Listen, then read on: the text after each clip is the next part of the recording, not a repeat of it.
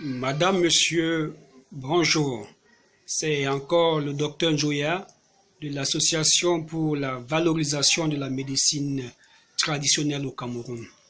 Ce matin, nous allons parler de la gynécologie africaine, de la stérilité masculine et féminine, et nous allons nous attarder sur la stérilité féminine.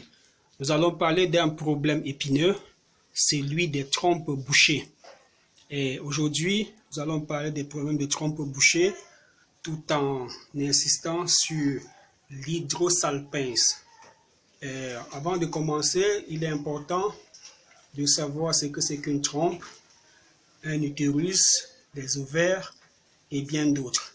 Et sur l'image que je vous présente là, nous avons le schéma de l'utérus d'une dame. Nous pouvons voir ici la cavité vaginale où se passent les rapports sexuels, le canal cervical qui est l'entrée du col de l'utérus, et là l'utérus. De part et d'autre, nous avons deux tuyaux qu'on appelle trompes qui arrivent ou qui débouchent vers les ovaires. Et les ovaires portent des follicules qui vont mûrir et la dame va ovuler le 14e jour. Il y aura ce qu'on appelle ponte ovulaire, c'est-à-dire cet ovule va quitter d'ici et tomber là pour que si le spermatozoïde arrive, qu'il puisse le trouver. Alors, beaucoup de femmes aujourd'hui n'arrivent plus à concevoir à cause de ce problème de trompe bouchée, parce que cette partie trompe est bouchée de part et d'autre. Ainsi, on va parler, après radiographie des trompes, d'obstruction bilatérale, c'est-à-dire de deux côtés, ou bien d'obstruction gauche ou droite. Alors, ce qui va nous intéresser ici, c'est qu'est-ce qui peut être à l'origine d'une obstruction des trompes. Premièrement, on a des infections à chlamydia, syphilis et bien d'autres. Il peut arriver qu'on ait fait des avortements, il peut arriver qu'on ait fait des fausses couches, et parfois comme ça, de manière inexpliquée, on peut se retrouver avec une trompe bouchée. Et la plus grave étant ce qu'on appelle les accoulements, dû à une malformation congénitale, tant pour moi.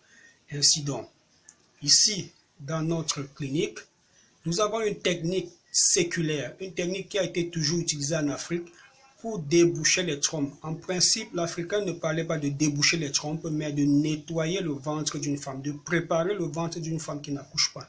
Ainsi donc, parmi tout l'arsenal qui a été utilisé pour préparer le ventre d'une femme, il y a cet ovule que nous utilisons et qui fait encore des miracles. Il s'agit de quoi?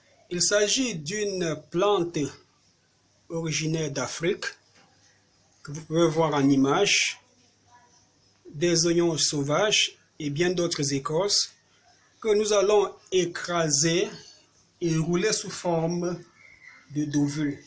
Ainsi donc, le soir au coucher, la dame va déposer l'ovule dans son vagin, c'est-à-dire dans cette cavité. Et l'ovule, au contact de la muqueuse vaginale, va fondre et le liquide de l'ovule va rentrer dans l'utérus, aller jusqu'au niveau des trompes et 1 à 2 jours après va revenir avec tout ce qui a sérosité. Donc on va nettoyer les trompes. Donc en cas d'hydrosalpinx, vous allez voir un liquide jaunâtre qui va revenir et qui va couler par le vagin. Ainsi la dame peut mettre des serviettes hygiéniques ou des protèges slip.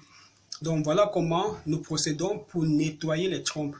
Maintenant, lorsqu'il s'agit d'une infection, on va d'abord commencer par soigner l'infection qui est à l'origine de cette obstruction des trompes et après, on va mettre cet ovule.